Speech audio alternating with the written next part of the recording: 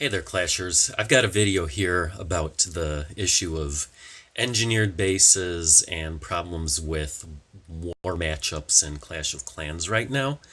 We just had a war, and obviously it didn't go too well for us. We got on the wrong side of a perfect war, and we did okay. I thought we could have done better, but if we start taking a look at the actual matchup, we have at the top of our lineup my base is a Town Hall 9, max defenses, max troops, and pretty high level heroes. As we go down the line, we've got three max defense Town Hall 9s with pretty good heroes. And then once we get out of the top three, we're looking at guys with mid-level heroes. And then farther down the line, we have guys, they don't even have max troops. And we have, what is this here? 1, 2, 3, 4, 5, 6. 6 guys who are Town Hall 8.5s. And when we go to the other side here, we have, this Town Hall 11. He's got 3 level 1 expos. He's got level 1 Inferno Towers.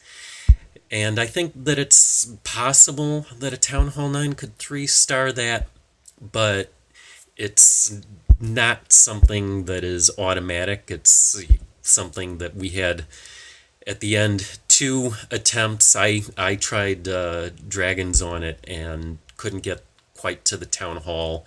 We had the next guy up, came in with Mass Vaux. He got the 2-star, and if we had another 4 or 5 attacks, maybe we could have figured out the right way to get the 3-star on that. But we didn't have that luxury, whereas these guys, they've got a Town Hall 11 at the top, and he's got, Town Hall, maxed out troops. He's got bows, but he's got a solid warden. And then you go down the map, and it's a bunch of Town Hall 9.5s, and they have, all of them solid troops, pretty solid heroes. Obviously, something where every one of these guys to 3-star, even a max Town Hall 9, is child's play. And then to add insult to injury, you go down the base here and get past their Town Hall 10s, and in their number 9 slot, they've got another Town Hall 11 who's obviously super rushed. He gave up an easy 3-star, but he's got a max queen and very high level heroes. He's got better heroes, I think, than the top guy.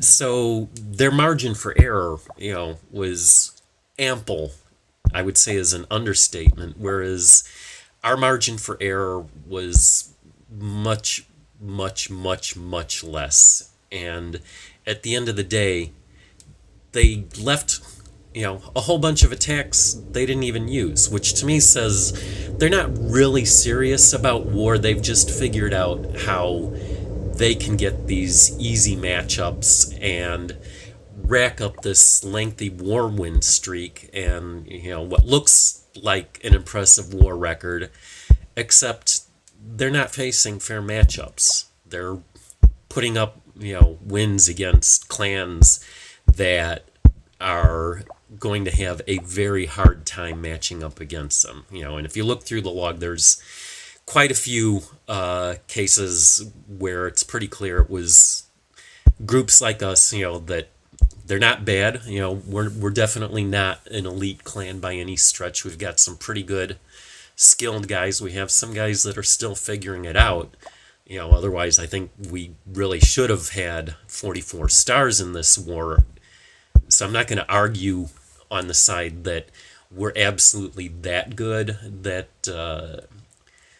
that there's absolutely no way we could have put up a perfect war here and tied it. But I think anyone with half a brain is going to say, well, yeah, these other guys, had a much less effort to get a perfect war than we would have. I'm hoping Supercell does something about this with the September update. We'll see. I feel like a lot of clans that are casual but not willing to go through the effort to make these low level defense, high level offense bases are just going to get discouraged and, quit war, probably quit the game. So let's see what happens.